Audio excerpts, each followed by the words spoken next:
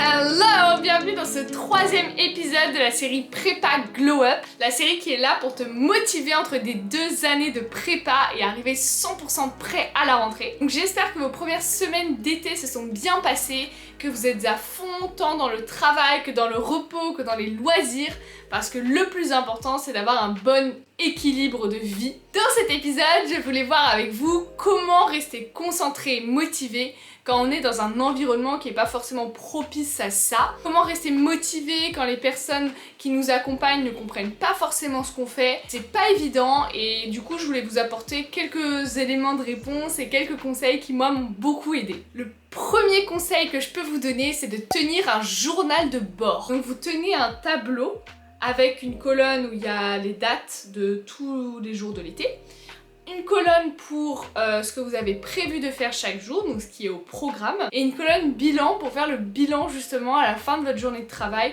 de ce que vous avez réussi à faire. Ce journal de bord, il est utile pour plusieurs raisons. Déjà, il va y avoir une trace écrite de tout ce que vous avez fait de votre été, parce que les jours s'enchaînent assez vite et du coup on peut arriver à la rentrée et se dire mais qu'est-ce que j'ai fait de mon été? Alors que là, si vous avez une trace écrite de tout ce que vous avez fait, ça va vous donner confiance et vous allez arriver plus serein à la rentrée. La deuxième raison pour laquelle un journal de bord c'est utile, c'est parce que justement ça va vous obliger à faire le bilan à la fin de la journée, de regarder avec lucidité ce que vous avez réussi à faire, là où ça a marché, là où ça n'a pas bien marché, voir si votre programme était peut-être trop ambitieux et du coup l'ajuster au fil des jours. Et la troisième raison pour laquelle c'est utile, c'est que grâce à ce bilan, le lendemain, quand vous allez vous mettre à votre bureau, vous allez savoir où reprendre. C'est beaucoup plus motivant de se mettre au travail quand on sait exactement ce qu'on doit faire. Par exemple, dans votre bilan, vous avez pu mettre chapitre 4 de mathématiques fini, il reste plus que l'exo 11 à faire. Et du coup, le lendemain, quand vous allez vous mettre à votre bureau, vous savez qu'il faut commencer par cet exo 11 pour mettre le chapitre 4 derrière vous et ensuite enchaîner. Si vous voulez, je vais vous mettre en barre d'infos un template sur Google Sheets pour ce journal de bord et vous pouvez même me le partager à l'adresse mail ci-dessous. Comme ça, si jamais ça vous motive d'avoir un regard extérieur sur ce que vous faites pendant l'été. Par exemple, si jamais vous remplissez pas votre bilan, je pourrais vous envoyer un petit message en vous demandant qu'est-ce qui s'est passé. Donc voilà, si c'est quelque chose qui vous motive, n'hésitez pas à me le partager. Le deuxième conseil que je peux vous donner, c'est de bien séparer vos environnements de travail, de loisirs et de repos. Par exemple, pour le repos, c'est votre lit et du coup, vous pouvez vous mettre des règles strictes comme pas de téléphone dans le lit, pas d'ordinateur, rien qui m'empêche de dormir. Votre environnement de loisirs, ça peut être par exemple le salon où il y a la télé, où il y a votre ordinateur, où vous pouvez partager un moment avec votre famille, enfin voilà, ça peut être ça votre environnement de loisirs. Et ensuite votre environnement de travail, c'est votre bureau, et là vous devez vous mettre des règles strictes comme téléphone en mode avion, ordinateur adapté pour ne pas être diverti par autre chose. Donc par exemple, vous pouvez mettre des applications qui bloquent certains sites ou alors vous pouvez vous créer 2 sessions différentes pour avoir une session de travail où vous n'êtes connecté à rien, ni Facebook, ni Netflix, ni YouTube. C'est vraiment un environnement neutre où vous pouvez juste travailler. Et ensuite votre session de divertissement ou votre session de normal, quoi, de d'habitude. Mais voilà, créer 2 sessions pour être bien se concentrer quand vous êtes dans le travail. Vous pouvez aussi adapter l'environnement autour, mettre des lumières qui vous permettent d'être concentré, tout qui vous mette dans les bonnes conditions pour travailler. Le troisième conseil que je peux vous donner, c'est celui qui m'a le plus aidé, c'est de créer un vision board. Parce qu'en gros, moi ce qui m'avait beaucoup démotivée entre les 2 années, c'est de me dire mais à quoi bon travailler autant, à quoi bon se donner à fond, quel est le sens de tout ça? Et du coup je me suis créé un petit poster où il y a marqué pourquoi est-ce que je travaille. Voilà à quoi ressemble mon vision board. Ça me gêne un petit peu de vous le montrer parce que personne ne l'a jamais vraiment vu. Mais voilà, vous y retrouvez des images qui m'ont inspiré, des citations qui m'ont inspiré. Je vous encourage à en faire un aussi. Le 4e conseil, c'est de bien timer vos temps de travail, des temps de pause.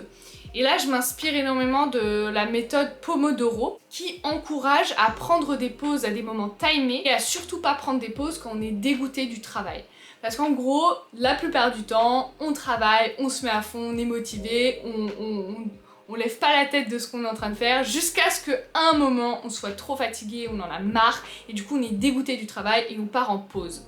Sauf que si vous vous organisez comme ça, quand vous partez en pause, vous partez sur une mauvaise note et du coup vous avez absolument pas envie de retourner travailler. Alors que si vous timez bien vos différents moments, quand vous partez en pause, c'est pas un moment où forcément vous vouliez partir en pause. Et du coup, moi au début, c'est ça qui m'a un petit peu perturbée avec cette méthode, mais c'est tout l'objectif, c'est de vraiment partir en pause en plein milieu de ce que vous faites. Comme ça, à la fin de votre pause, vous avez hâte de retourner, finir cet exo de maths, finir cette réflexion de philo et aller au bout de ce que vous faites. La technique Pomodoro, souvent c'est 25 minutes de travail, 5 minutes de pause, mais là vous pouvez l'adapter à votre rythme. Peut-être que c'est 40 minutes de travail, 10 minutes de pause, c'est comme vous le voulez. Et puis ensuite, l'autre avantage de bien timer ces pauses, c'est de ne pas culpabiliser parce que c'est dans votre planning, vous devez faire cette pause à ce moment-là, mais au bout de 10 minutes, vous repartez au travail et du coup, vous culpabilisez pas de vous éterniser dans votre pause. Je vous encourage à le tester au moins une fois parce que moi, j'étais super sceptique de cette méthode-là, mais en fait, quand vous l'adaptez à ce que vous faites, petit à petit vous y prenez goût et je vous promets que ça peut vraiment vous aider, donc au moins testez-la une fois. Le dernier conseil que je vais vous donner, c'est de vous entourer d'autres personnes qui sont dans la beast mode comme vous, qui ont envie d'atteindre leur objectif comme vous, parce que justement c'est ce dont je vous parlais au début de la vidéo, que c'est difficile de se motiver quand on n'est pas entouré de personnes qui sont motivées par les mêmes choses que nous. Du coup, la première chose que vous pouvez faire, c'est rejoindre le Discord si c'est pas déjà fait, parce qu'on est déjà plus de 100 dessus et ce sont 100 personnes qui, comme vous, partagent l'esprit de la Beast Mode, veulent atteindre leur objectif, veulent se donner à fond cet été. Donc voilà, vous pourrez échanger avec eux et vraiment être entouré par eux, c'est le but du Discord. Vous pouvez aussi vous inspirer d'autres univers qui n'ont rien à voir. Par exemple, moi je sais que quelque chose qui me motive en ce moment et dans la Beast Mode, c'est la Formule 1. Du coup, je vous ai sorti pour l'occasion le t-shirt Pole Position. Si jamais il y a des fans de Formule 1, envoyez-moi un message qu'on discute des performances incroyables de Max cette saison. Unbelievable, Max. Unbelievable. Mais en gros, tous ces autres univers où il y a de la compétition, où il y a de la tension, où il y a des gens qui se dépassent pour atteindre leur objectif, c'est des choses qui peuvent vous inspirer et desquelles vous devez vous entourer. Donc voilà, là par exemple j'ai retrouvé une vidéo de Formula 1 où on voyait le coureur Bottas en train d'activer la Beast Mode et franchement je me suis dit waouh, c'est ouf, c'est exactement ça. Donc je voulais vous partager cette petite découverte. N'hésitez pas à mettre en commentaire si vous avez d'autres univers qui vous inspirent comme ça, qui vous donnent envie de tout donner. Voilà, j'espère que cette vidéo vous plaira, qu'elle vous sera utile. N'hésitez pas à dire en commentaire ce que vous voulez voir dans les prochains épisodes. La semaine prochaine, on va voir ensemble comment commencer à préparer les entretiens de personnalité pendant l'été. Vous pouvez bien sûr me poser toutes vos questions sur Instagram ou bien sur Discord. Je vous y attends avec grand plaisir. Et je vous dis à dimanche prochain.